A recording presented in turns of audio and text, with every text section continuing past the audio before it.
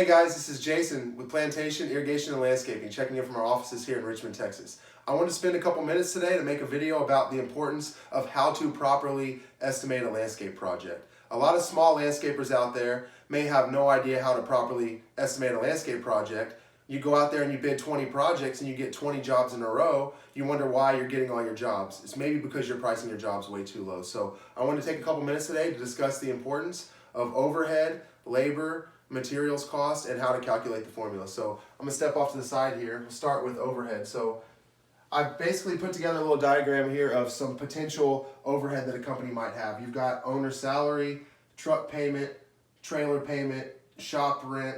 This could be storage unit rent, gas, vehicles and equipment, insurance. This could be workers' comp insurance, general liability, umbrella, coverage on your equipment, also vehicle insurance. There could potentially also be a bunch of other overhead costs here associated. So this is just a short breakdown of something that the small landscaper might be dealing with. So what you like to do is you take all of your monthly overhead costs, you add them up together. When you add all these together, we get $4,000 a month in monthly overhead.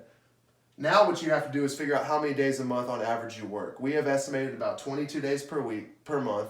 That's 5 days a week plus a couple extra days. So when you divide 4,000 by 22 days, you get $181.81 per day in overhead. Divide each day by 10 hours, you get about $18.18 per overhead. So this is how you would calculate your daily overhead. If your job is a 5-hour job, you take 18 times 5 hours, and that gives you the overhead. Next, you want to calculate your labor wages. This is the total amount of wages for all of your laborers times the estimated amount of hours. So if you've got 5 guys at $10 an hour, you're looking at $50 an hour in labor. Also, you need to make sure you don't forget to factor in your payroll taxes. This is very important. This is something that a lot of small companies may not factor in up front, and you'll lose 7.5, 8% on your bids. So once you get your labor, you have your overhead and your labor, then you go ahead and factor in all of your materials costs that you're going to need for the project. Those three things together calculate your total job costs. From there, you take your job costs, then you add your profit margin on top of that. So your job cost plus your profit margin gives you your total bid cost.